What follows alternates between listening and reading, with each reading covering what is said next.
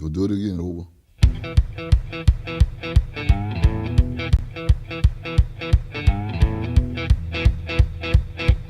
Laying down one night, heard Papa tell Mama.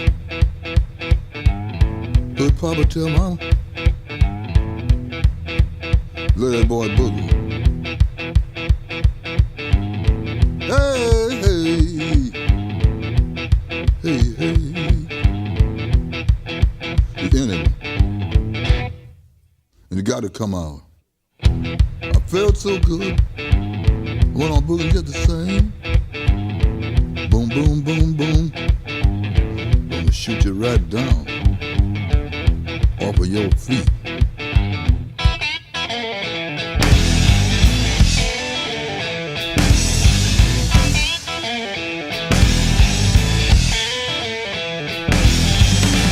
Boom, boom, boom, boom. Bang, bang, bang, bang. Boom, boom, boom, boom. Bang, bang, bang, bang. I love the way you walk, and I love the way you talk. When you walk that walk, and you talk that talk, you knocks me out off of my feet. Boom, boom, boom, boom. Bang, bang, bang, bang. Boom. What's up, Rob? Hey, how are you? Good. It's been a long time, been too long. So, hello, everybody. I'm Steve Renner, and joined by my compadre, Rob Garriak. Yes. We can skip the part because we don't need to talk about the University of Miami right now, right? No, we don't. Yeah. That was heartbreaking the other night. It was. Well, at least for you. And college early today was a little bummer, and this late slate. Yeah, I wish I had gone with Mr. Brock Purdy, but nonetheless, I guess we're here to talk a little NFL Week 4. Yeah. I'll be honest, I'm kind of curious what your pulse on this weekend in terms of the motto is, but I'll be like, for me, there's usually I'll identify games that I like and games that I hate, and it's not that there aren't games that I like, but there are very few games that I dislike this week. But at the same time, there aren't many that I love, which really made things difficult for me to kind of narrow things down. And actually, my article was probably as narrow as it's been in recent memory. But anyway, what's your opinion? How do you feel right now? There are a few games that I really like that I'm keying in on as far as stacking goes and tournaments and stuff. But there are definitely some games that I'm not going to have any part of and have no, just because either the game I think is trash or I can't really come to a conclusion on how I feel about a certain game. So at that point, I'm just going to totally write it off and kind of treat it like a full MLB split. You know, if I don't find anything I'm certain on, I'm just going to ignore it and not bother with it. Yeah, I hear you. All right, so for the people watching either live now or hopefully watching after the fact, I guess let's give a little background. Tell me, you're more DraftKings, right? You still are than FanDuel, right? It's pretty exclusive to DraftKings right now. Okay. Yeah, that's probably 90% of my plays on DraftKings. So. And you have become the multi-entry person more than myself, correct? Yeah, to a degree. Easing in on it as the season's gone. I think week 1 and week 2 I played 20 entry maxes, and then last week was the first 150 that I started getting into. But I wasn't really happy with the result and the process leading into it. So I think I'm going to back down on it again this week and kind of try to narrow down the process and be more consistent with that. Cool, yeah. So, and I'm trying to tee that up just so people know, like, when we're talking, the context matters in terms of the opinion and where we say things. I'm more of a FanDuel person with football. The reason being, I hate the bonuses on DraftKings. Number one, you get a bonus for 300 yards passing, 100 yards rushing. And of course, reminded of that with hockey season coming back and their stupid bonuses they have for that. But I hate the bonuses, and I don't hate a full point PPR, but to me, the DraftKings player pool does lend itself to multi lineup because it's much deeper because of the fact that it's a full point per reception. So you'll get some Nimwit who is going to get a little bump in target share one week, and he's going to go out and he's going to be min priced at like 3,200, which we have one this week, and catch 5 passes, and all of a sudden you're like, oh, the guy gets 5 passes for 45 yards and happens to luck box into a touchdown. He's into the player pool. Whereas over on FanDuel, yeah, that touchdown matters, but the floor pricing is a little higher, number one. And number two, you only get that half point PPR, so they have to do a lot more to justify being in consideration. So I feel like FanDuel is a smaller player pool in terms of the players who are actually relevant there. But that said, I'll do one lineup on FanDuel. It'll be my main cash tournament, everything. It's everywhere. And then on DraftKings, that's where I'll go and play up to 5 lineups typically. Sometimes I'll stretch and go a little bit more, but that's where I'll do the 1 p.m. only slate, the 4 p.m. only. I like DraftKings for the shorter slates typically. Yeah, I totally agree with that. It's nice. It's not just to like tilt enter a slate like at 4 o'clock. It's nice to have a 1 o'clock only, right? 4 o'clock only, and a main. Yeah, exactly. So, but yeah, that's good. I mean, we can give kind of some differing opinions on different things, and we can talk through kind of roster construction. So we're going to go game by game, and as we do this, I'm using for those watching, using the dashboard that we built for NFL, which has been spawned off from all the other sports. Got it for baseball, was really good with that. The college sports, I still believe, are the best ones that we have. And then I'm blowing the dust off of the hockey one, Rob. And Close, man. we are so close. Really freaking close. And we'll talk about that later. But I'm curious what your take on your Rangers is going to be, because I think they could be good this year. But we don't need to talk about it. I mean, I'll definitely go into one game and when they hang up Lundqvist's jersey, but aside from that, I haven't been attending many games. you're down on him? You don't like him this year?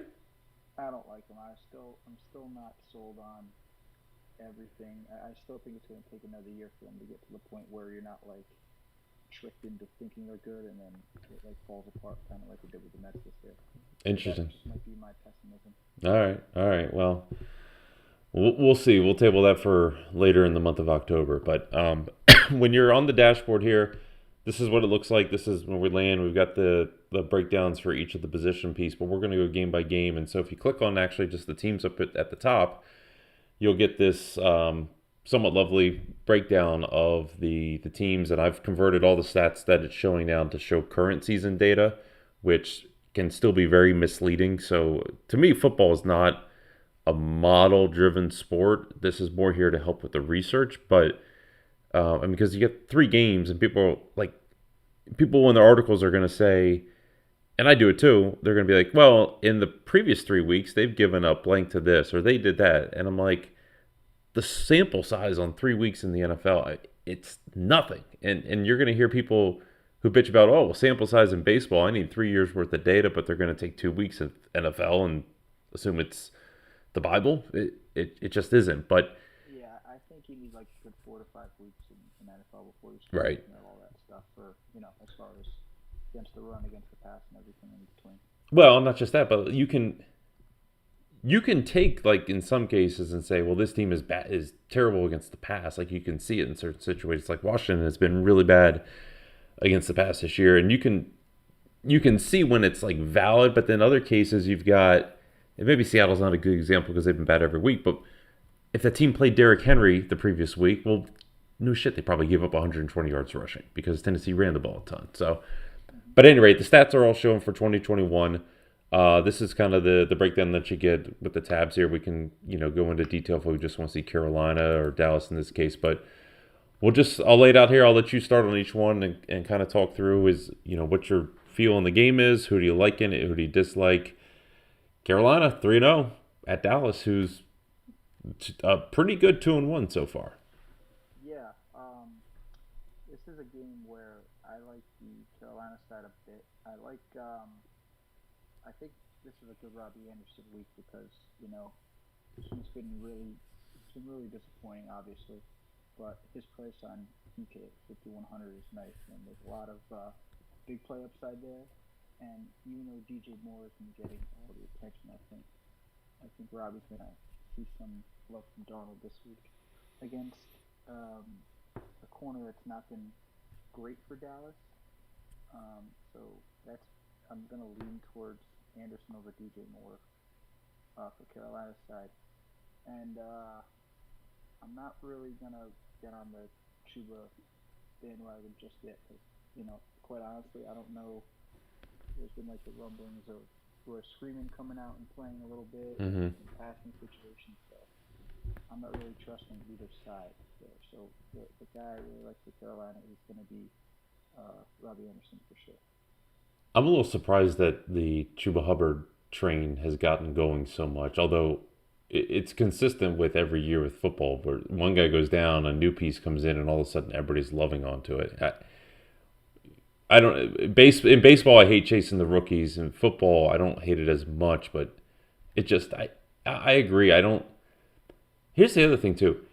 Christian McCaffrey. Everyone assumes that he's used the same way, and the reality is he hardly played last year in Joe Brady's system, and he's now hardly played this year. And I don't know that it's as. It's not as he's not going into the CMC role. People are all out here thinking that Chuba Hubbard's going to fill in for CMC for. It's not a plug and play. I agree. Agreed, right? So he's okay, but he's not going to get the catch volume. I didn't like too much on the Carolina side in general. I think that Dallas controls the game. The only thing on I don't hate the Robbie Anderson play. I mean, you can see his targets have dropped off. They didn't need him against Houston last week, and you would think, okay, this is a good spot for him. Terrence Marshall, people are starting to think that he's going to eventually have his breakout game. I'm not seeing it quite yet. I'm tired of hearing about it, honestly. Like, I don't want to hear it. Okay. They're not like, it's just in general, like, let him do something. Like, that's not in preseason. Like, he's gotten 5 targets each of the last 2 games, I think, or last game. 5 last and 3 the one before, yeah. Yeah, I guess the Saints had 3 targets, right? So, I mean, he's definitely being looked at, but I mean, let him do something before they, like, the preseason hype on him was so ridiculous, I feel. Like, that's all they were talking about, everybody. So, like, let it happen. Like, they'll force it down our throats, right? Yeah, so if on this game matchup, on the receivers, when you break it down here, it says last 5 games, obviously they only played 3. The number at the top is their DK points, and the one on the bottom is the targets that they saw in that game. So the last thing I'll say about Carolina is they traded Dan Arnold away. Good riddance. Dude dropped a touchdown in the NFC Championship game a couple years ago, so I hate him. But Ian Thomas, it's the tight end position for Carolina is something to monitor, right? So Ian Thomas just has never done it. They really like Tommy Tremble, though. And I mean, that's true. 2,500 is pretty nice. It is. I mean, tight end, you're taking a big drop off because guys like Kittle and Kelsey are more Kelsey, than Kittle. Kittle I like this week, but Kelsey is an automatic for 20 every week. But it's worth monitoring, I think. You got no McCaffrey. They traded away Dan Arnold. Ian Thomas and Tommy Tremble are worth watching. I do have a player who's in like what I would call my main build, my core build this week, and that's Amari Cooper for Dallas. I just wanted to say one more thing on Hubbard quick. Yeah. His price at 5,900. That's another reason I don't love him this week, because there's a lot of running backs. Right. Are good values in that range. We'll get to them later, but I'm not gonna touch Hubbard at all, especially when you got some other guys in that price range that whether or not they're going to be chalky is irrelevant. If they're going to be productive at that price point and they're more quote-unquote sure things, I'd rather go there. Agreed. So Amari Cooper, J.C. Horn, obviously out for the season. Well, I think he's out for the season. I know he's out for a long time, but he broke his foot, right? Broke his ankle. Yeah, well, everyone was thinking it was Achilles, but it turned out to be just a broken. But he's pretty much gone. They make the trade for Henderson. But nonetheless, I would expect a little bit more zone from Carolina this week. And I didn't write up Dak. His rating is actually even kind of low, which surprised me a little bit here. But if Carolina goes zone, Carolina can't get pressure with their front four. They have to blitz. They've been one of the most blitz-happy teams so far this year. They're basically blitzing with speed. People are comparing it to a college defense. Dak in week 1, when he faced Tampa, who blitzes a ton, was extremely efficient against blitz pressure, and he went to Amari Cooper all game long. Yeah. So he's a little pricey on FanDuel at 7,600, but DK for 6,000 in a potential high volume game. 700. Oh, Cooper again. Oh, you're not talking about Dak. You're talking Cooper now. Oh yeah. Sorry, no. But yeah, Cooper 6,000 is the one I was getting at. But to that same point, Dak, he was kind of the guy that was like right on the fringe for me this week. Like, it feels like Dak's getting completely ignored in this spot. So, anything on Dallas that you'll build? Like, I mean, if you're playing Robbie Anderson, I would think like a correlation. You might want to try to get something on Dallas side. Yeah, I like the Cooper play a lot, but I really like the CD Lamb play a ton. 6,700 will get a little bit lower ownership on him. And we were talking about tight end for Carolina. Dalton Schultz has been quietly very productive for Dak at 3,400 on DK. He's got that's a nice salary. He had 7 targets last week and he had 6 targets week 1 against Tampa. He had 6 catches in both of those games. That's chasing. I don't know, man. He was a factor last year when Jarwin got hurt, and even before Dak got hurt, he was looking Schultz's way a lot, and throughout the season he was productive. So I don't know. I think he can make plays with the ball. He's not one of these guys that's so touchdown dependent that he can't catch and run with the ball. So I don't mind the price at 3,400, but I do like Cooper and I like Lamb a ton. All right, and no Zeke for you? Nah, not for me. I don't like what they're doing with the Zeke and Pollard. Like I want, when I'm rostering backs, especially like in cash games, I want to get guys that I know are going to be touching the ball. But even in like tournaments in this kind of game, where the Dallas offense is so wide open, I'm not going to. If any Zeke at all, I'm not going to have much. Yeah, and it's funny. I've attacked Carolina with running backs for years, and now this year they've cleaned a lot of that up, and so Chin has helped that quite a bit. He's been really good coming down to the box. Yeah. Moving into a interconference matchup, Cleveland visits Minnesota. We've got Dalvin Cook supposed to be back for this one, which is nice because we can no longer deal with the Alexander Madison free squares, which was very annoying last week. I like something in this game. I'm curious if you like it too. What do you like? Anything? I like I'm writing it right now. Right before we got on the stream, I was doing my work on my stacks article, and I love the Cleveland stack in this game to run it back with Adam Thielen from Minnesota. Baker, Odell Beckham, who is going to be probably my highest roster player this week. Beckham, just because he's too cheap and he's going to see a lot of targets in pretty much as the only game in town as a receiver for it. And then the third leg of that stack would be Kareem Hunt, just because, again, with Jarvis Landry being out, he's seeing more work in the passing game. He saw like 7 targets last week for 6 catches. And then as for Thielen, he's 6,800 on DK, where Justin Jefferson is 7,300. I'll take the discount with Thielen.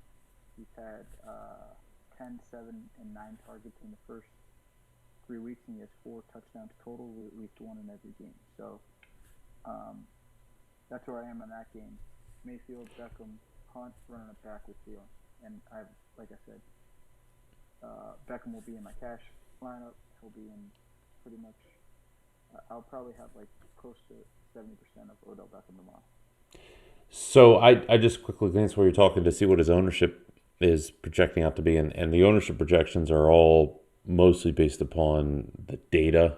Like I always feel that optimizers drive ownership for the most part. They're going to drive the bulk of it. touting will shift it a little bit in terms of popularity. People hear a name enough.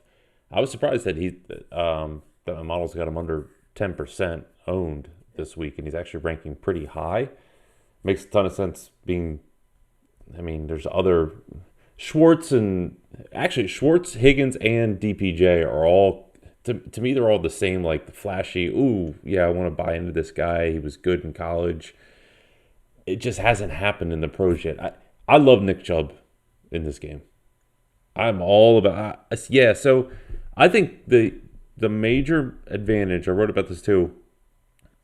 Teams are what I try to look for is I say, what is the team going to do? What do they see as their advantage in this game? Cleveland's offensive line against the Minnesota front four should just push them out of the way completely in the running game. I do think that Minnesota's pass rush at home is better, playing in front of that crowd, which helps their secondary, which is atrocious. But I expect Cleveland to just come in and just run the ball right down their throats. And Nick Chubb is my number one running back of the weekend. I think it's a smash spot for him to go on the road, just hand him the ball. They'll use Hunt in the passing game to fill what they're losing with Jarvis Landry being out. And I'm sorry, but Kirk Cousins is not putting up a fourth 25-point game in a row. It's just not. It ain't happening. I'm sorry. This is.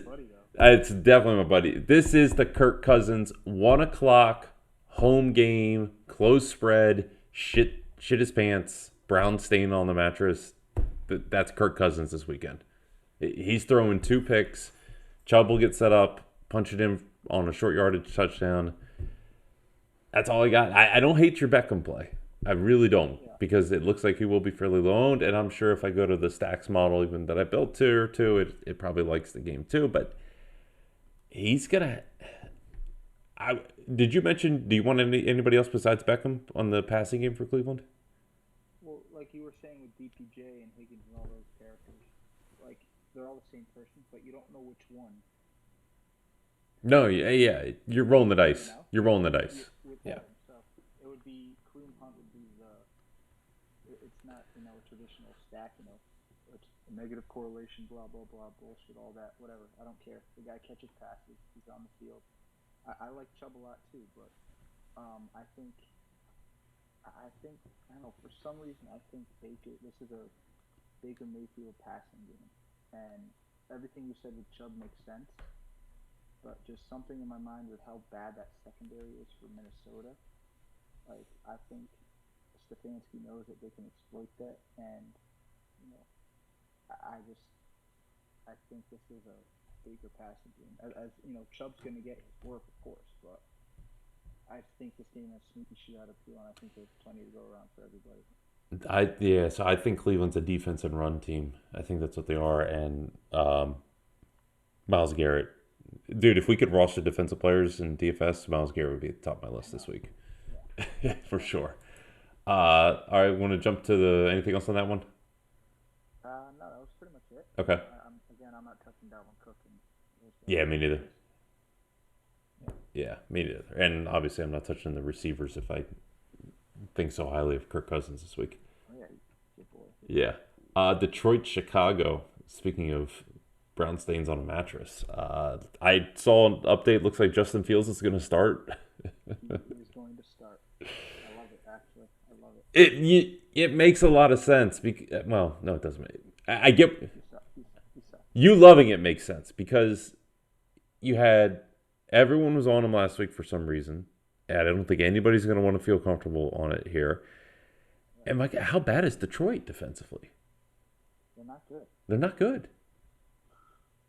They lack talent. Their coaching, I think, is okay. They lack talent. Yeah, that's kind of important. You need talent in this league. You don't in DFS, but yeah. But there are some eye-popping plays in this game. Do you have anything that you're running the roster to take a couple things? No, I'm running to move to the next game. What the hell could you? Right. You're gonna say? Let me guess. You're gonna like David Montgomery. Yeah, he's gonna be my RB2 in all my cash games, just because of with Nagy announcing that Fields is starting, that even more Detroit you can run on, obviously. You could do anything to. And at 5,800, that's right where we're talking about Hubbard being around that price point. Like, give me the guy that is the Cal back in Montgomery at that price. I'm not even going to think twice about it. Okay. It's a very logical pivot off of Hubbard. I'll give you that. I actually liked Montgomery more if Fields did not start. I don't know. I think there's going to be a lot of, I'm hoping to God that there's a lot more creativity in the offense, some more RPO, where they're going to have to worry about Fields on the perimeter, and Montgomery's going to get his chances. I mean, he doesn't need a lot, first of all, to get value at that price point, and second of all, you don't need a lot to go your way to run on Detroit, just because of how putrid they are. So, one other note on this game. Gus Johnson is calling this game on Fox. Oh boy, 42 to 40. Yeah. I don't think it applies to pros though. So Justin Fields will no doubt account for a touchdown. I would think he accounts for 2. Do you think people run back to Fields at 5,200? Oh, yes. People will. People will. Good. People will. Yeah, But I don't know, the recency bias. I didn't know if that was going to play a role. oh, it will play a role for some, but there seems to be enough just Bears fans out there in general who are be like, oh, Justin Fields, he's their savior and whatever. And I think they're quickly realizing that he had like 2 of the best receivers in college last year. Yeah. But 52, he'll be okay value-wise, but I got a bunch of value quarterbacks this week that I like, and he has to do it with his legs. So there's not a chance I'll roster him. I know. What about T.J. Hawkinson? Hawkinson, I like. I know you love when people say this, but I'll use Hawkinson in a lot of tournaments. I just don't like to pay for tight ends and cash games personally.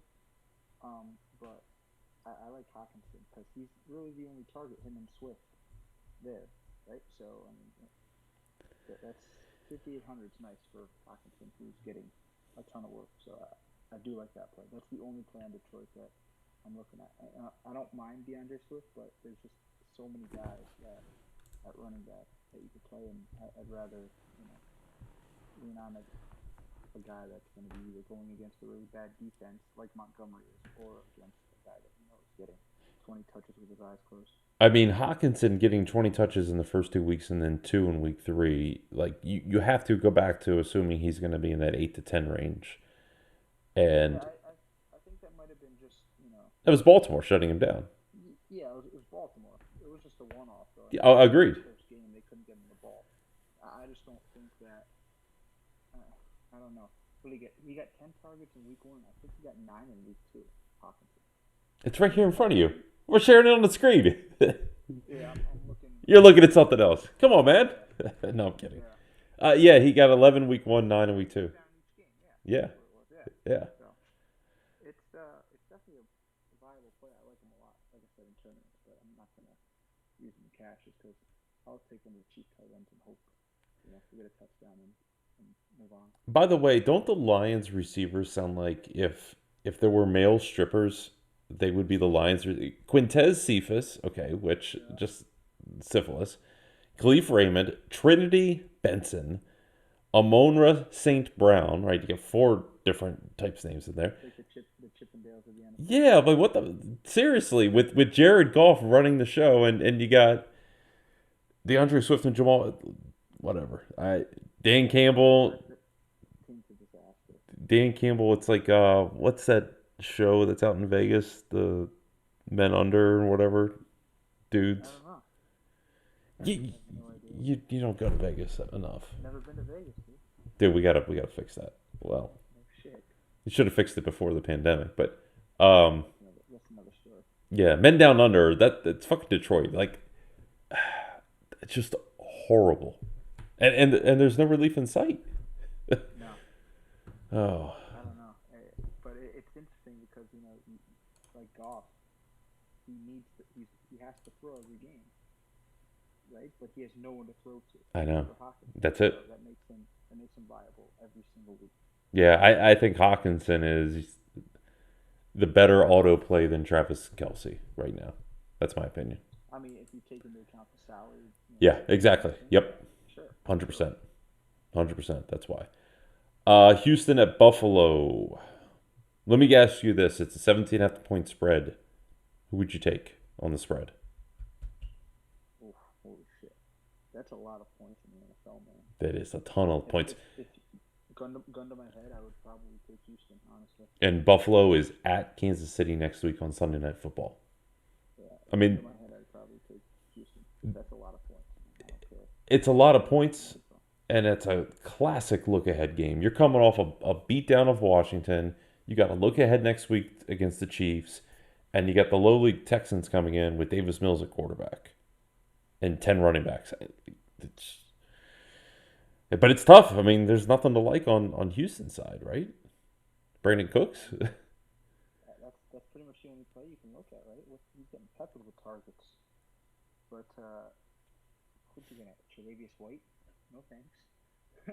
Like, I don't want any part of Brandon Right. Cooks. I really don't like this game at all, except for a little Dawson Knox action at 3,600. All right. I love it. That's more than likely going to be my cash game tight end. But even that, I'm kind of weary because if they're winning by fucking 50 at halftime, he's not going to need to catch any passes. So I mean, who knows? A lot of people are talking up the running back, so specifically Zach Moss, which I don't really understand why they're playing that running back carousel and why people are all in on a running back for a team that throws the ball more than any other team in football. Well, I'll tell you why they're doing it. Because everyone's using the verbiage, well, they should be playing from ahead in this game because they're a 17.5 point favorite. Yeah, what? Yeah, but it's also like, okay, if they're ahead by that much, then who did the damage? Is it Zach Moss or is it probably Josh Allen? Or I've completely. Here's the deal with Buffalo. When you have a team that's this much of a favorite, I feel like you either go all in, hoping that they drop 40 points, or to include the defense, by the way, or you just run away, or you take a value guy, which Dawson Knox is. Yeah, he's a great value.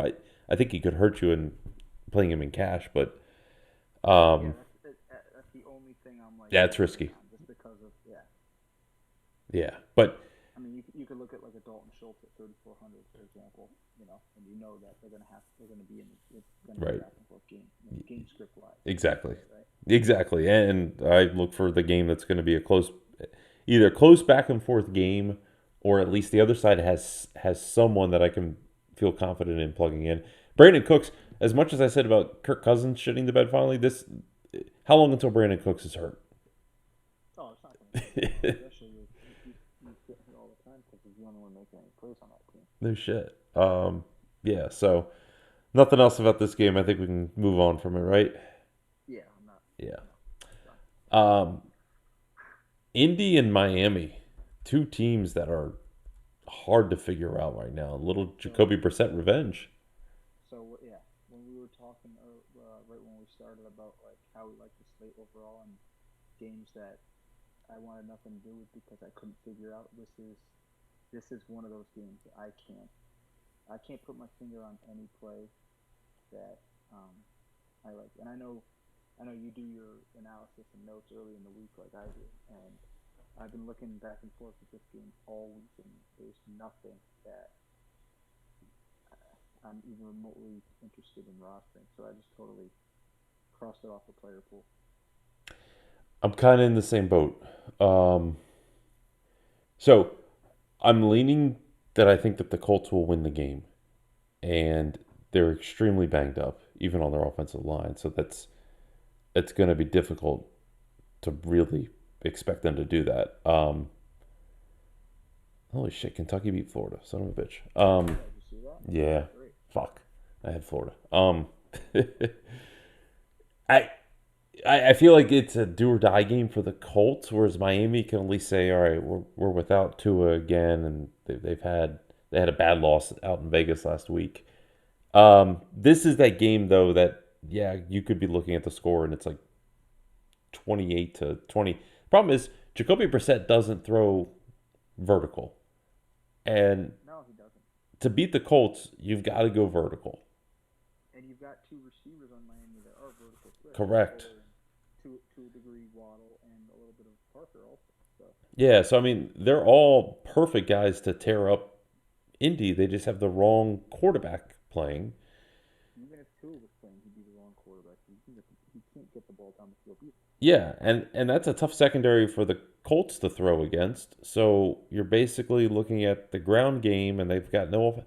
I think it's a fade game as well. I think you just Yeah, I'm not. I mean, I could see it being 17-14, final, or I could see it being a 31, 28 final with a bunch of guys that you wouldn't even thought of rostering scoring touchdowns. So yeah. I'm not involved at all here. Okay. Chiefs and Eagles, probably one of the better premier games on the slate. A lot of people feel like it's a do or die game for the Chiefs. I don't. But if they lose, then next week against the Bills, definitely would be. What do you like? Anything? Yeah, I like Hurts a ton, either in cash or I'm writing up the Eagles as a stack in this game. I think overall the stack in the Eagles is very affordable. Specifically Hurts, Devontae Smith, and Dallas Goedert. And then running it back with Tyreek. And you could even throw, one of the value guys from Kansas City in there if you really want to game stack it, like Nicole Hardman. I think this game has obviously a ton of shootout appeal, but I also think it's going to be a very popular game. So if it does dud, which I don't see it doing, but stranger things have happened. You're going to have a major leg up if you head into the 4 o'clock games after, not fading this one, but going right on this one and looking at some of the 4 o'clock games, which could be really high scoring also. You could have a major leg up on any tournaments you're playing. Yeah, so I really, of the 1 o'clock games, this is probably my second favorite overall game. I don't know that I have number one. It's in the top 3. Something's off with Tyreek Hill. It's just not quite there. I don't know if he's hurt or what. He was hardly on the field last week. Yeah, Kelsey is okay, fine. I mean, he's going to get you 2x minimum. It's a steep price to pay. I don't hate it, but Mahomes I'm not going to because I want to pay up I don't want to pay up at quarterback this week. The point here is that the Chiefs side just to me feels very wonky right now, and I definitely would on DK. I would be interested in Mecole Hardman if there weren't other cheap receivers, because the secondary guys against the Eagles should have the better opportunity. But I really like Jalen Hurts is my number 1 quarterback this week. Yeah, I like him a ton. Slightly. My cash quarterback. I think he should be. Yeah, I think. Yeah, go ahead. He might very well be, just because he's very affordable. Like he's right in that price range, like the Dak, 6,700 versus 6,900. The rushing ability, just because he's gonna get 60 rushing yards, like as a floor, right? We could say that.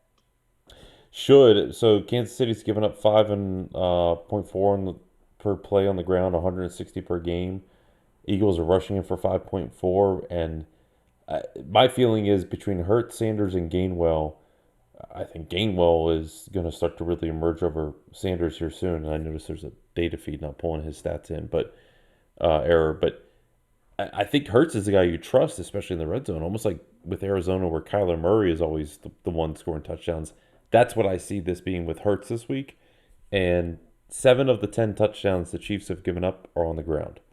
So he's when you can get that quarterback, there's no Lamar.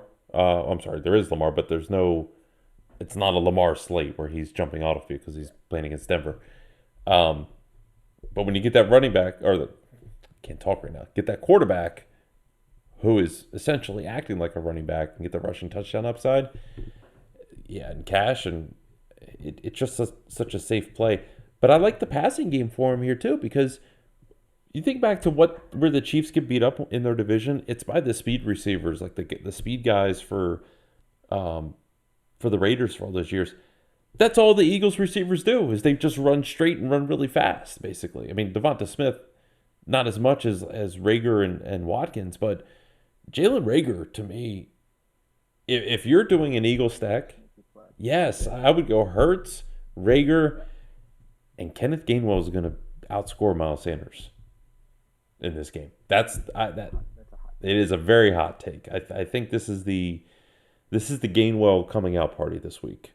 It's funny because I kind of like Sanders as a low-owned tournament play because like him, and I think because of what you said about Hill, there's something going on there. He's 8K. I don't think anyone's going to roster Tyreek Hill. You're probably correct. You're probably correct on that. I don't think anyone is going to roster him at all. And then if you stack the Eagles, with Goddard, you're freeing up a wide receiver spot for, like I said, you could use a Hardman, or you could go with any of the other stud receivers on the slate. So I think that that Hill is the under-owned play rather than, obviously Kelsey's going to be the popular one. Yeah, for sure. So that's kind of why I like running it back. Edwards-Helaire will probably be a little bit popular too. 5,400 is but like tempting for people. He was the play. He was the chalky play last week. Yeah, well, usually you want to go back to that. And he was 4,800, and he performed. That's true. He did perform. You're right. Yeah, you want to go to the guys who failed. Yeah. He had 100 yards, so he hit the 100-yard mark. So he had 17 touches. I think he caught a couple. Yeah, he caught a couple passes. He went 2 passes too. So he'll probably be popular also.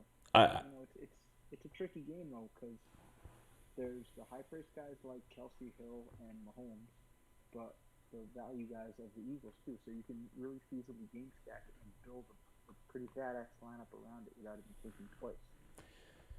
Yeah, you can. It is good value, and there should be a lot of touches in the game on both sides. Yep. For sure. The Giants of New York visit the Saints of New Orleans in the Superdome. First game back in the Superdome with fans in 2 years, basically. First game of this year. I'm surprised you're not going. Well, there's a lot of reasons for that, but they have to wear a mask in the Superdome. They have to wear masks. So Louisiana has a mask mandate that's requiring that. I know. You don't have to be vaccinated to get. I mean, you either have to be vaccinated or show proof, which is fine. I mean, most places are doing that. But yeah, masks on everyone. But I mean, no big deal. It'll still be loud. It'll be packed. There's a lot of hype for it.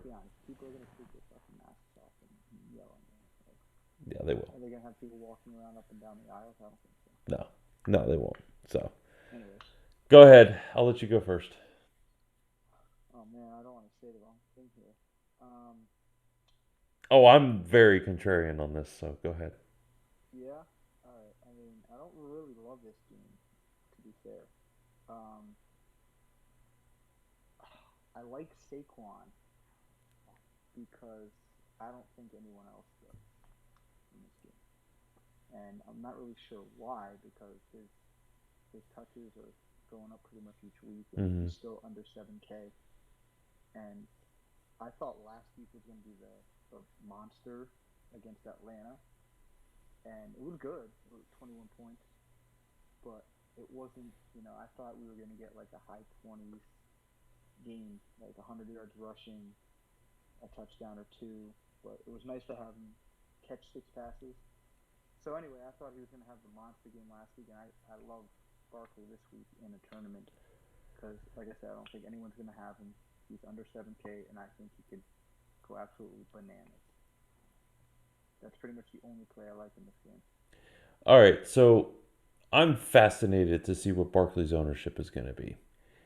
So you've got a 6,700 guy who's very talented, but is essentially a couple games off of a full ACL recovery, and he's only had one decent game.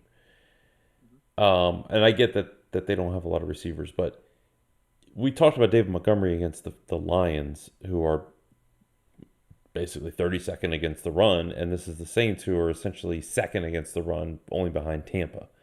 And they've been that way for 3+ years now, right? This isn't a mirage. They stop the run. Right. And so he could catch a ton of balls. I get that. But his ownership projections are way higher than they should be. Like, I'm talking... I don't think he's over 10% on. He shouldn't be, because nobody is actually saying play Saquon Barkley except for you, and I said it as well. Play Saquon. I'm saying it from the standpoint of he's the only guy that they have that can actually do anything. Although I don't know if you saw the Giants activated John Ross today. That's got like 60-yard touchdown. Oh, I think like 64-yard touchdown left to right, where the Saints have a communication issue, and he's running across the field, and it's like Marcus Williams turns around and is yelling at somebody. Tries to intercept it and scores for a touchdown. No, it'd be communication. So going into last season, when they said there won't be any fans, I said the Saints defense is going to dominate at home, and they did, except for the Charger game. And the reason for it was they had always played better defensively on the road recently, because the communication in the secondary, for whatever reason, I don't know if it's because of the noise, but they sometimes they're really bad about making last-second adjustments. Now, the rookie cornerback Paulson Adebo has been playing fantastic, and I think he gets a pick 6 in this game. And a lot of those communication issues were with guys like Ken Crawley, who's still on the team, but Eli Apple, but Janoris Jenkins came in last year and did great, but he was a veteran, but there were no fans again in the secondary to bother them. So, at any rate, John Ross bullshit touchdown. Barkley's the play. Barkley is the play because he'll catch a ton of balls, and the Saints will let him catch it. They're going to swarm him. Demario Davis will be on him immediately because of that. But you can't like any of the Viking receivers, in my opinion, because the way the Saints secondary is playing, number one, and number two, you need speed guys against the Saints, and they don't have any of that except for John Ross. Don't give me Kadarius Toney bullshit. They haven't figured him out. So the problem with not the problem, but the thing I see with, and correct me if I'm wrong, which you will, I think the thing that helps Saquon is the RPO, right? They're using the RPO a ton with Daniel Jones, and They are. Local radio here is saying how he loves doing it, he loves being in it, and they're gravitating towards using RPO as much as they can. So, I mean, and he's shown that he can run with the ball, right? So that can only, in my eyes, help Saquon with the misdirection. So I don't know the exact stat on this, but I want to say it's been over the last 60 games, and I'm being dead honest, it's right around that number. The Saints have given up a 100-yard rusher one time. And it was Miles Sanders last year in Hurts' first home start. I think it was his first home start. Might have been his first start, period. And they were running the RPO. And it bit the Saints on one play, and Miles Sanders took it like 80 yards. That said, I think Jones is the guy who benefits from the RPO. But make sure. The number one play in this game, Jameis Winston. This is an air it out Winston game. I wrote about it in my article. I've been waiting on for basically a month since the hurricane came through, and they said, okay, they're going to miss week 1. The first home game will be week 4. The game plan then for the first 3 weeks on the road was let the defense win it, play ball control, don't take too many chances, don't throw it a ton. Now you've got a game against a bad defensive line, a secondary that's looking very sluggish, very slow. Bradbury's not having a good year so far, and he's so overrated too. He is. But the thing with the Saints and passing and all those years, people were like, "Oh, Drew Brees at home." It was the play calling, and it's the tempo, the way that they change the receivers on every single play. Their communication is much better on the sidelines, being the home team. They get the play calls off sooner, and there's just something about the atmosphere in there that I see Winston taking shots downfield because they're basically going to say, okay, we need him to open it up more, and we can probably get some of the better mismatches that we're looking for against the slow secondary with a speed guy like a Deontay Harris or even Callaway's speed. And I thought Traquan Smith was going to come back this week, but he's not. They're keeping him on IR. He's still injured. I'm not into Kenny Stills much at all here, but Winston's going to air it out. You don't like the comeback tour? No. I've never been a big Stills guy, but he's going to air it out. You know who's going to make an appearance this game? Adam Troutman's going to catch a big pass. People are going to be like, oh, forgot about him. The one I'm torn on, though, is Kamara. Because, dude, he's so pricey, but I mean, the Giants, they don't have anybody that can cover him. That's what I mean, but he's pricey and another guy that nobody's going to pay for. Oh, no, he's going to be popular. I don't think so. I'm telling you, everyone likes Kamara. They don't like Barkley, but the data's spitting out Barkley. I'm very curious to see the ownership on those two. It'll be very interesting to see it. So, all right, let's jump. There's another running back priced up there, too, that I think we're going to talk about right now. Yep. So, Mr. Derrick Henry, the Titans, and nobody else on the Titans, right? Yep. I'll take Henry in my cash lineup, and I'll take the Titans defense in my cash lineup. That's all I like from this game. So you're attacking Zach Wilson. Yeah, I mean, dude, you could play corner and you could intercept the pass against Zach Wilson right now. By the way, Saints defense is definitely in play. It has to be. I'll throw that out there. The way they're playing. I probably could. Little pricey though. On the Saints defense. Are they compared to the Titans? Isn't it 3,800 Saints? I want to say yeah. What's Tennessee? Do you know? Like 20, like nothing. Oh, that's pretty. Shit. Oh man, got pumped up. Shit. Yeah, I was gonna say. I thought they were up there. Yeah. No, I must have misread that. Damn, I don't love that anymore right now. Yeah, Henry. They run the ball a ton on the road. They already do, and then the entire wide receiver core gets rolled out. So I made fun of Detroit. I mean, we can make fun of these names too, but I mean, Racy McMath. Yeah. Yeah. With AJ Brown and Julio being out, kind of puts a lot of guys on the spectrum. You know who a lot of people I've heard talking about is Corey Davis this week. A ton. Yeah. He'll be very. He'll be in cash. He'll be extremely popular. Yeah, I'm trying to avoid playing him in cash, but it's almost like I need to play him just to cover it. Because if he scores 2 touchdowns and I don't have him, I'm fucked. You know? Well, I think Tannehill's going to throw the ball to him on the sidelines, thinking that he's the receiver for Titans. He's going to have to. Exactly. I think your Jets could keep this one close. Oh, Jesus.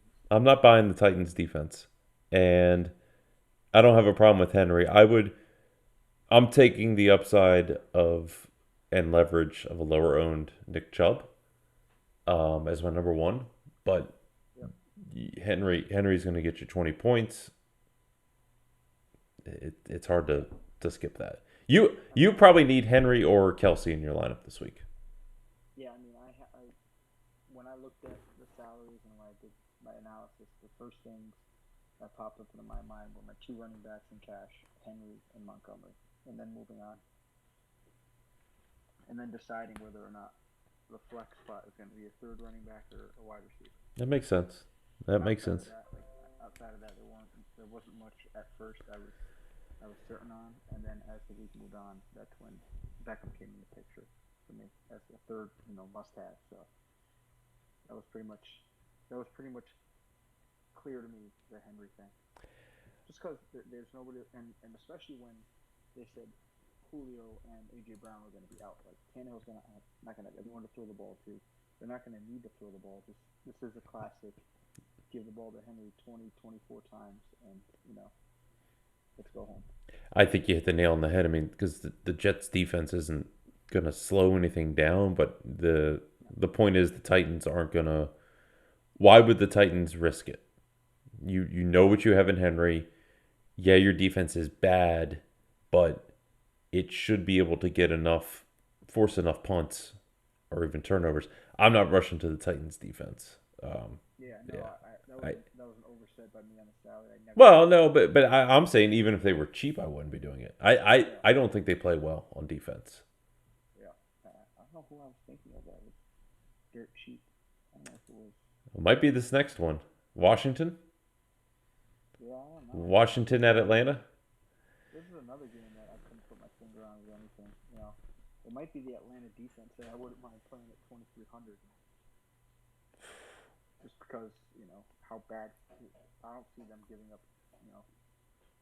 What do you think they're going to do? Give up 28 points and lose 28-3? Thanks for coming, everybody. Good job, Rob. Well done. Good, right? Yeah, that was good. Well, I mean, I don't know why I don't have the opposing quarterback every week be projected for 28.3 points, but I like Heineke, man. Oh. I like Heineke. He's accurate. Atlanta gives up completions left and right. I mean, dude, I have a bunch of bets with Terry McLaurin versus Marquez Callaway. And I'm like, sweet, Marquez Callaway's going to have a big game against the Giants. Then he plays Washington next week. He's going to catch up to him. The Saints will shut down McLaurin. And I'm like, fuck, McLaurin plays Atlanta this week. Like, dude, he's going to have 20 points on DK. Yeah, he's 6,900. I'm like, nice. I don't like playing that. Well, you know what I look at with DK pricing? For every $1,000, will he get that much in receptions? And he'll get 7 receptions. Think so? He got 7 against Buffalo. Yeah, I don't think he saw a lot of Tre'Davious White though, which would make any sense. True, but I could be wrong on that. I think he's going to get peppered. I think he's going to get peppered. He only had 4 catches against Buffalo. Well, fucking Antonio. Seven or 8 targets he had. Yeah, Antonio Gibson had 1 for 75 yards and a touchdown, and they didn't do it again. But That was such a fluke play though. I don't care. Do it again. The problem with Heineke though is the ball comes out so soft. Like he never comes out hot. He can't get the ball downfield. So even bad defenses, they know that. You know what I mean? Mm-hmm. I don't know. I'm curious to see. So I think it's a great matchup for De'Ami Brown, which will require Heineke to. They got to throw it downfield. I know. Yeah. And Curtis Samuel's back. Min price. God. Excuse me. He's min price, $3,000. Yeah. Saying he's back against an NFC South team. I like Heineke. He made my list because he can work with his feet a little bit too, and I just think he's going to have an accuracy day. And you could take Heineke and McLaurin. He'd probably be more of a cash guy. My 3 quarterbacks were Hurts, Winston, and Heineke. So I'm putting my balls out there this week at quarterback. Jeez. I am. That's special. Well, I'm paying down on it. Yeah, I mean the Hurts play. I'm kind of building an impromptu lineup as we speak, like cash driven, and Hurts just fits so well. And I'll give you my Everything else. I'll give you my bold call in this game on Atlanta. Bold for me because I hate the guy. Mike Davis has 2 touchdowns. And everybody's going to look at it and say, well, the Redskins' pass defense is what's sucking. But, again, the Redskins' front 4 is still talented. Last I checked, they still have Chase Young, right? So, And Montez Sweat. yeah, exactly. Figure it out. Agreed. I'm not worried like that they're frauds from last year that were good and this year they're not good. I think they're going to figure it out. But if Matt Ryan tries to drop back 30 times, he's going to get destroyed. Oh yeah, of course. He's going to get destroyed. So Atlanta's going to have to run the ball, and not with this Cordero Patterson bullshit. Like, go physical, plug Mike Davis in. I know they do. It's disgusting. It is. It's horrible. So, all right, and then 4 late games. The Cardinals, a couple high totals out here. The Cardinals and Rams, which is up there with the Chiefs and Eagles, but I don't know about you. Like, the only things that I've heard on this, and I haven't tried to dig too much into it, but I mean, I think Cooper Kupp, just because he's having a ridiculous start to the season with Stafford, but it doesn't feel like this, considering the teams involved, the game just seems to be lacking excitement in terms of people going to it. Yeah, I don't know. I don't really understand why, because I wrote it up as a game stack Mm-hmm. in my article. I will lean as far as stacking purposes go um, with Kyler Murray just because of that rushing upside, like we mentioned with Hurts, like his ability in the red zone to run in a touchdown, and because I want to have the run back with Cup and Robert Woods. Now Woods is going to be. I can't see him not being one of the most popular receivers on the slate. He's 5,300. He will be in my cash lineup. And Cup is 7,800, which again he's been off to a great start, but the price discrepancy there is severe to say the least. So I like this game a lot, and obviously Hopkins paired up with Murray, so Cooper that's why I'm on this game. Cooper Kupp is having a Michael Thomas 2019 type season right now. I mean, double-digit targets every game, freaking 30 points a game. He's got a. A lot of that. Oops. He's got the yardage, but he's got 5 touchdowns in 3 games. It does boost it. It's going to regress down to the mean, Yep, it will at some point. But I think this is a Robert Woods week. okay, Not that Cup won't have a good week, but as far as paying for them, like I'd rather pay for Woods than Cup. so I didn't research this, and I'll do it when we get done. But I feel like Robert Woods has scored against Arizona like 3 or 4 games in a row. I feel like he's always done well against Arizona for whatever reason. So DeAndre Hopkins versus Jalen Ramsey is a matchup nobody's talking about because they went up against each other in their previous stops over in the AFC. And I think that there's some bad blood between those two. I could be wrong on that. But I think Hopkins gets so much attention in your stack article. You may not mention it just in terms of the volume, but it's a great spot to take a gamble on like Christian Kirk. Christian Kirk, yeah. You know, I mean, get a little vertical shot. You need one big play, and he's got your floor that you're looking for, and then a little volume in a good tempo spot. I'm curious. That's a key to. Sorry to interrupt you, but I do it all the time. To what you just said about the tempo, like that's one of the things I mentioned is the tempo of this game is going to be high, obviously, especially with any game that Arizona's playing, the tempo is going to be high. So that's just that many more plays being run, which is another reason why I like this game a lot. And I don't know if people are going to be overlooking it. It's a nice late afternoon hammer too. I interrupt you all the time. Who gives a fuck if you interrupt me? Yeah, Whatever. I'm trying to be There's none of that here. Fuck him. And my boy Rondale Moore. Yeah, no, I'm not buying it. Not against the Rams. So, the Seahawks and the 49ers. Last I checked, I know it's almost 10 now. Hopefully we'll get some George Kittle news here. He's questionable. Elijah Mitchell is questionable as well. Lockett, too. And yeah, good. Thank you. Tyler Lockett is questionable. So I think that really could be impactful in terms of touches in this game. Yeah. So you like this game? I like this game more than the Cardinal-Ram game. Yeah, I don't like this game really at all. I hate the Niners in general, but Yeah, I don't like dealing with the running back issues. Now, if Mitchell's out, that obviously helps German. dude, there's a quarterback issue too. Well, yeah. Yeah. You have to think they're going to start getting Trey Lance involved more, right? Yeah, I mean, it's almost like they're putting Jimmy out there to fail. Like, not fail, but maybe poor choice of words. But like they're exposing him to, because there's a lot of situations where the 49ers are running pass plays when they would do, when they would normally run running plays and vice versa. Yeah. And you're like that doesn't seem like Kyle Shanahan. Game plan or script or whatever you want to call it at the moment, when those things are happening. So you're kind of like, what are we doing here? And then you have like receivers on the outside, but Jimmy just can't get the ball to them like consistently enough. That's why he's always relying on Kittle, who's obviously a huge part of that offense. But if he doesn't play, I don't know. Do we like Brandon Ayuk? So I was buying into San Francisco having a great bounce back year because I think Trey Lance is the second best quarterback in this draft after Trevor Lawrence. And sorry, Trevor Lawrence will be the best quarterback in this draft. Period. He give him time.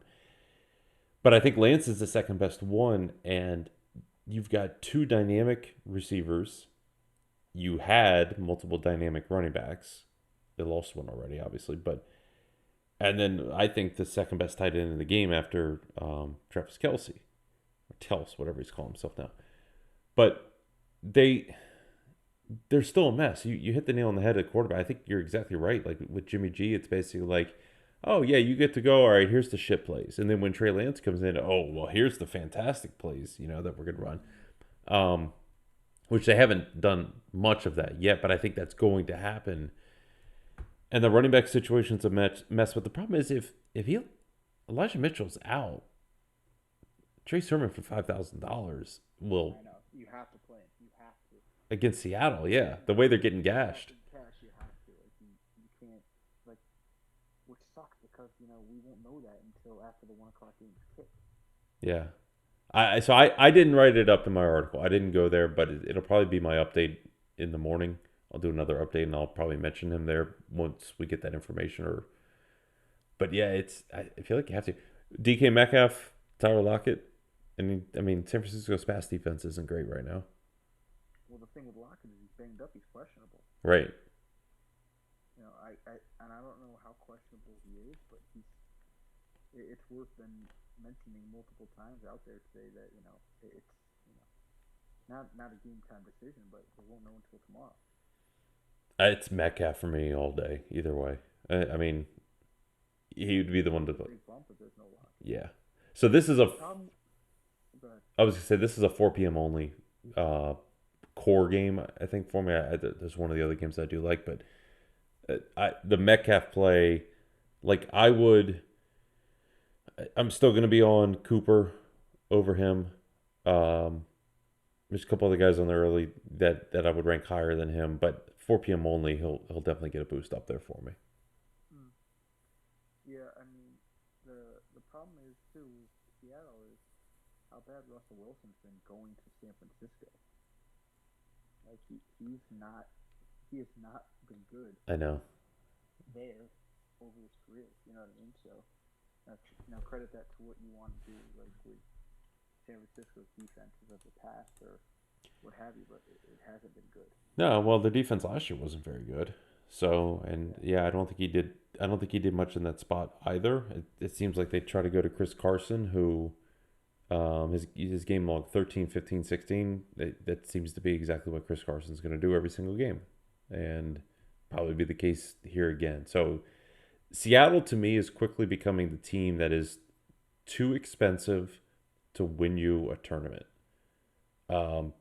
because they're limited with their ceiling, and people are going to look and say, okay, I'm going to go Seattle, and they wind up not being the team that can get it done to win your tournament because they're going to cost too much salary, almost like the Blue Jays in baseball this year, where it's like, yo, play the Blue Jays because they're going to hit 5 home runs. Like, I think they hit 50 today, by the way, but but they're too expensive where you're like, oh yeah, I did it, and now I've got some pitcher who's got a -10. But that's to me what Seattle is becoming.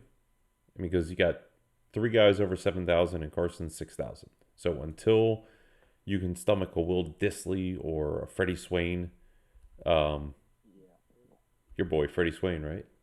Oh yeah. Yeah. He's Florida State, right?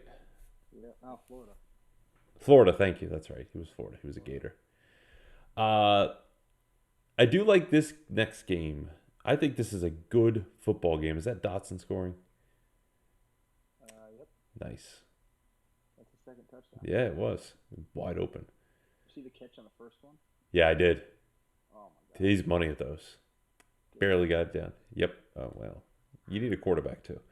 Baltimore, Denver. I like this game. I think this is the entertaining football game. Yeah. Keyword there. It's entertaining football game. DFS is a little tricky, but... Yeah, I agree. I think like you said, I think it's a good football game. I don't know if it's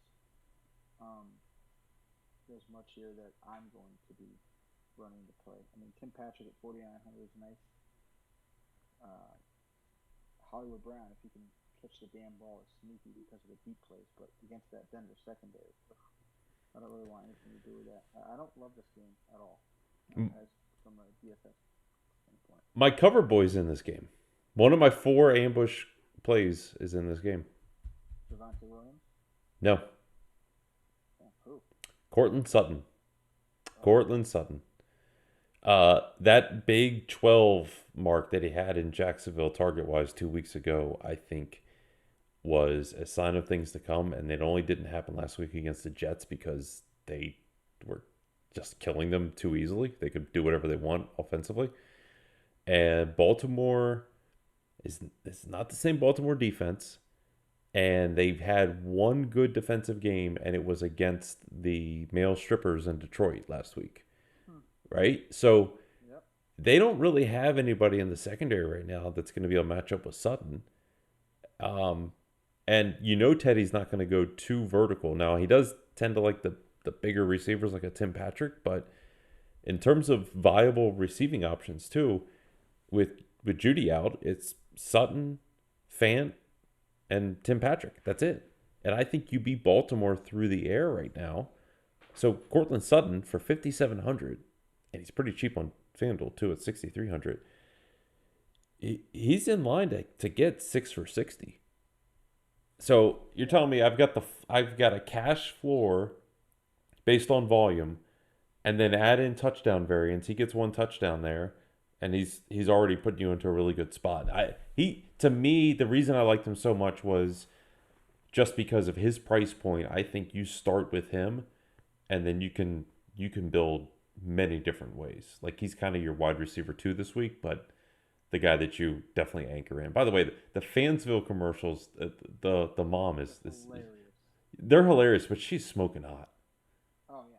She's smoking hot. Like, yeah. At any rate, if anybody's listened to the podcast this long, you're getting some quality entertainment with that. But tell us we're wrong. The commercials are great, and the mom is hot. So, I love Sutton though. I love Sutton. I'm not chasing the fucking Hollywood Brown bullshit. Like, it's fine. I get the reasoning where it's like, oh my god, the guy could go off, but not when he's dropping 2 out of every 3 passes. Mark Andrews is kind of getting overlooked here. Had a really good game last week against Detroit. 5,300. Yeah, it's just a tough defense, man. It's very tough. It's brutal. Yeah, Brutally tough. So I'm not really touching anything from Baltimore. And Lamar's all banged up and shit. Like, nothing. So you remember when Seattle had their really good defenses? I would always run a rushing quarterback against them because I felt like they did. They would over pursue. Yeah, exactly. But they would over pursue, and they played very physical in the back end, which meant that they were tight in coverage, and it would just open up running lanes for it. Don't know if I see the same thing with Denver's defense quite yet to trust Lamar, but it was Well, they're a lot more disciplined than that Seattle defense. correct. Yeah, Like that Seattle defense, they would just attack a wolf. They literally just balls to the wall. Like this Denver defense is disciplined, and they all make plays. yeah. I think Denver wins. By the way, Yeah, I wouldn't be surprised. Denver wins. I don't think Baltimore's that good at all. Denver just needs Teddy to not make mistakes and to manage the game. He's playing really well right now. Throw the ball to Cortland Sutton all game long. Yeah, that's it. All right, and then Pittsburgh at Green Bay. So save probably the best receiver for last. Devontae Adams coming in with a 98 projection on the model, which it's the same logic that I use for college, although college is a little bit more secure in the projections of the receivers, but they're usually pretty good. So, yeah, no shit, Devontae Adams is a good play. I mean, he's going to score a touchdown, probably from 1 yard out, but We'll take it. yeah, They all count the same, sir. yeah, whatever. Don't be a hater. Yeah. What do you make of Pittsburgh, man? Ben does not look good. They're old, man. They look like the time that old Yeller Ben. Like Yeah. he's like a it's like that show The Walking Dead. Yeah. But put a cast on every part of Ben's body, and that's him. Like that's what he looks like to me, man. He just looks I don't know. And now he's got Juju hurt, and Deontay's questionable. Who's like he's softer than like Jello. Like I don't know, man. It's a bad team. I think it's a bad team. They're not. They're not. There's nothing there, you know. Like There's no juice. Najee Harris is like that one spot where there's a little juice, but and he's like priced too low this week at 6,800. I think. You know? I mean, he's not going to see 19 targets every week, obviously, but yeah, I don't know. I like the Green Bay side a lot more than I like the Pittsburgh side. Yeah, it's interesting. So this is one of those games where I think every person looked at it and said, "Oh, Green Bay's going to kill them. They're going to cover." And I saw Green Bay was getting like 90% of the number on bets, and you could just totally see Pittsburgh coming out and playing really well, except for the fact that Ben Roethlisberger sucks. And like you said, they seem like they have zero desire to be there and to be good. Yeah, like it seems like they're going through the motions every time Yeah. you see them get on the field, right? Their goal was to come out and beat Buffalo week 1 to get a little revenge on Buffalo, and then that was it. Yeah. Just, they're gonna have to win the game with Najee Harris. I think. Like he made my article just because of volume and because he's the only path for them to beat Green Bay. Like it's not the passing game, Right. and I think Rodgers is the guy that's getting overlooked. Yep, I agree. I think Rodgers is the guy that's getting overlooked. You could always play Aaron Rodgers, especially at this price at 6,800. So I like Rodgers when it's not a ground game, when it's not an obvious ground game. And Pittsburgh's defense, although it hasn't been as good this year, to me should still be good enough to slow down Aaron Jones. So, Yeah. if anything, it's Green Bay doing it via the pass. I think that this game, it's got a 44.5 total over under, and I would lean the under. Believe it or not, the 44.5. So I'm not, because of that, you're thinking, okay, don't rush to it. But the Rodgers-Adams combination is getting overlooked. And, well, here's an example. So we talked about Dak earlier, and then Russell Wilson. Rodgers is cheaper than Russell Wilson. Right. So, And you can get the hookup with yeah. So the A-Rod to Adams, and then one of the third Packer. This is what I meant when I was talking about the stack, where Seattle is not a winning stack anymore because of the price. Rodgers is going to... Son of a bitch, I just realized who it is. Fuck. No. because MVS is out. No. Oh my God. This is the easiest touchdown call tomorrow. Randall Cobb. Put it in a same game parlay. Put it in a straight up bet itself. I don't know about DFS because he's got to do more than just catch one. Randall fucking Cobb is going to score. Randall Cobb. Fuck it. I got to update my article now. Randall Cobb just became one of my favorite plays tomorrow. Just talking it through, because he hasn't done shit since he joined the team. You mentioned the MVS piece. It's the perfect spot. It just makes a ton of sense for Randall Cobb to put him in the slot and see what he can do. I think Lazard is a big role though in this game, so $300 more. He played 42 snaps last week. Oh, he's the better player. Yeah, he's the better player for sure. Yeah, I think in this game though he's going to be a factor. Like the next piece, just because 3,600. MVS out. Lazard only had one play last week. It was 42 yards or something like that, but he was on the field for 41 snaps, and that was with MVS playing. Yeah. 41 of the 65. Cobb was out there for 21. Now it was the most since he's come back to Green Bay, which Rodgers begged for them to bring him back, which I don't understand if he wanted him to come back so that he's never on the field, but I guess that's another story. Yeah, I don't know, saving him or what. It just hit me. I'm like, that. It's not the ground game. It makes sense, but it doesn't seem like they're not really looking at anybody out of the slot, because if they are going towards the middle of the formation, it's towards where Tunyon is. And then he's not seeing the volume he's seeing since last year. I know, but I'm taking the angle of not what have they been doing, but what are they going to do. And Could Cobb catch like 2 passes for 12 yards and one being a touchdown? Yeah, of course. well, that's kind of where I'm That's where saying, you're going with yeah, it. that's where I'm going with it. Yeah, That's somebody you're going to roster in DFS. correct.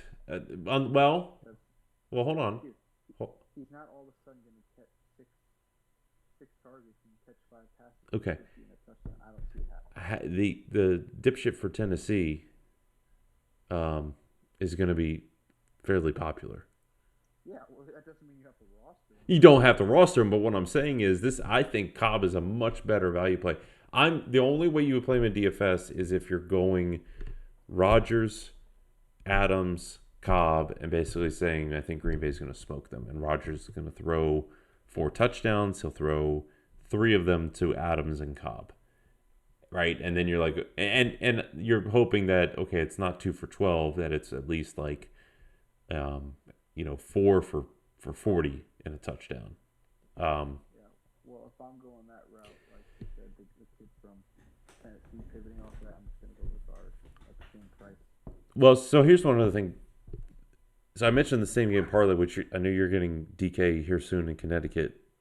But the same game parlays to me have become something that if like you're heavily invested in DFS and betting and shit like that, it needs to be in your portfolio, for lack of a better term, of things that you're doing, because you can go in and what I just described with Randall Cobb, I could go into this game and say, all right, now I've just talked myself into the over, but you can find an alternate line on the over under. I could take the Packers at like -3.5, right? So basically you're working it to be a tease, if you will.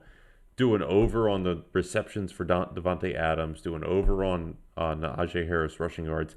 And then Randall Cobb anytime touchdown. And you'll get it at least 10x your return. You go into DFS and you say, okay, I'm going to build a lineup around that logic, and you pick the wrong high-end running back to pair with it or whatever, and you're like, oh, I'm in cashed, if anything. So it's same game parlays to me when you identify something like a feeling like they have with the Cobb play, have a lot of value compared to DFS. Well, it's all correlation, so it's just a different way of cashing, if you will. It is. I mean, it's the correlation for sure, but it's also this, oh, I've got a gut play on one random dude or something like that, right? Like, if you don't have to figure out an entire lineup in a same game parlay. You just got to figure out that one piece, and then the rest of it becomes the correlation. So, anyway, that's just a thought that I had that I was thinking I wanted to share. All right, so one last thing before we close this out. I want to look at the Stacks dashboard and see how it aligns with what you're writing in your article, which is going to come out tomorrow morning. So I haven't looked at it yet for this week. Let's see what the survey says. But Atlanta and Washington is the top game stack. How do you like them apples? Well, look, I don't like the Ryan side, but I did say I like the Heineke McLaurin, and we didn't talk about Calvin Ridley, but he's certainly not a bad football player, obviously. It's got San Francisco, Seattle coming in third. It does do these game stacks kind of close to each other often because that's the logic. The way this is building, it's doing a run back. So if it's going to have a run it back, then it probably likes both sides. But what are your top 3 that you're probably pushing? My top 3 are Eagles, Chiefs, Browns, Vikings, and the Cardinals, Rams game stack. He didn't like any of those. Yeah, I don't know. That's what I like. I do like that. Well, I like the Dallas. I'm gonna mention the Dallas, Carolina, in there as like just another one to consider. But yeah, it's tough to. I'm not gonna like force the hand with the stacks. Like I mentioned in the kind of, I don't know if you want to call it the intro of this article, that it's been blown up over the years. Stack this, stack that, stack this.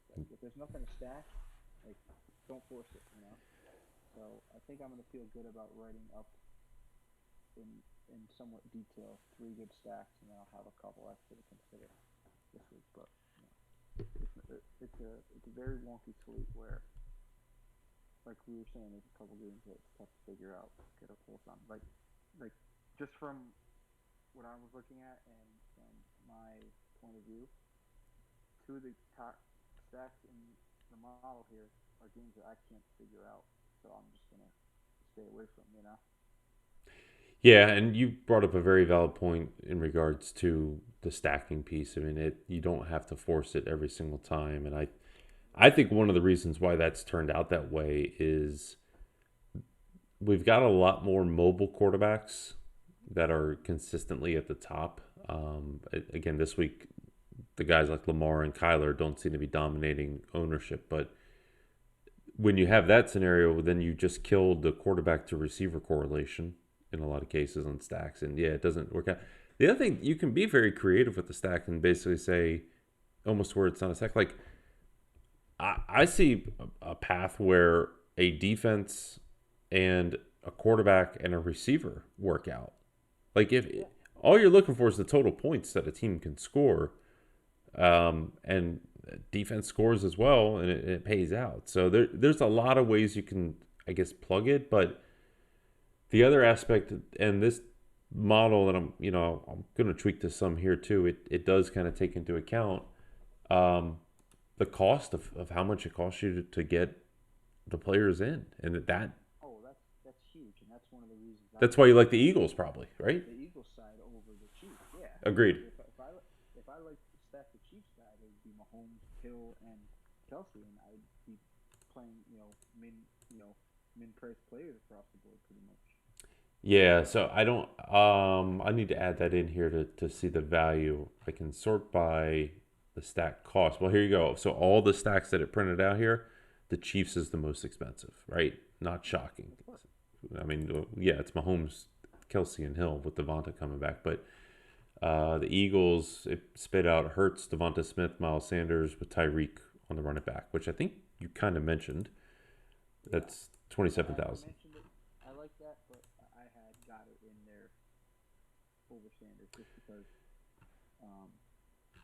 I like to be able to build around the stack with more options at the running back and wide receiver position. Yeah, and it's a nice spot to use Goddard. I feel. And in terms of low ownership stacks, none of these look like ones that are really good to jump into. Denver and Baltimore actually on the 4 o'clock slate could. I might talk myself into that on that one too, but Dallas looks like to be one of the higher owned ones against the Panthers. So that's what I saw. A little surprised.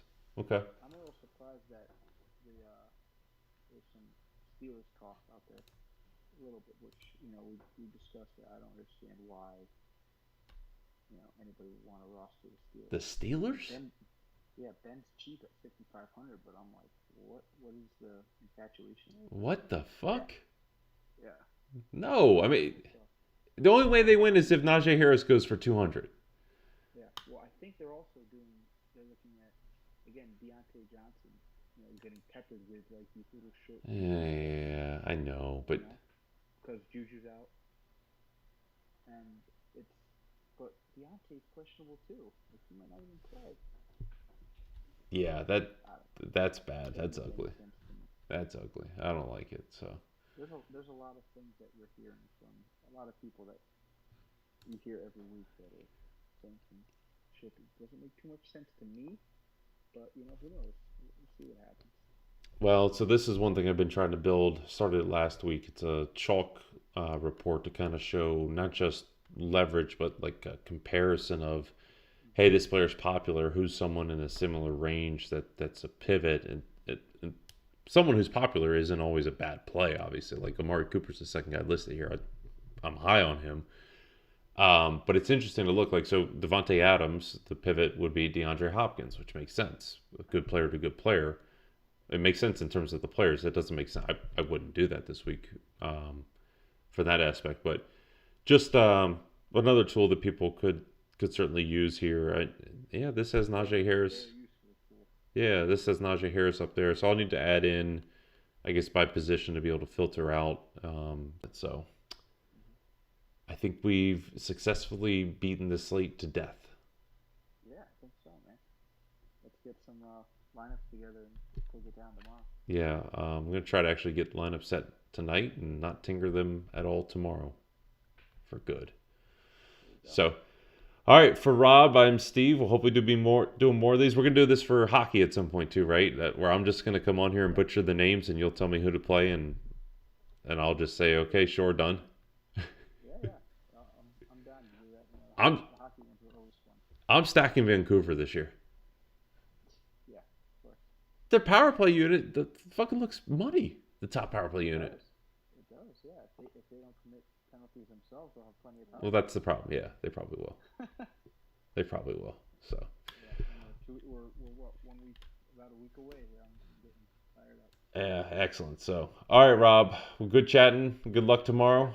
And like I said, if anybody got feedback, just yell at us, and maybe we'll do more of these if you don't hate them. All right, later.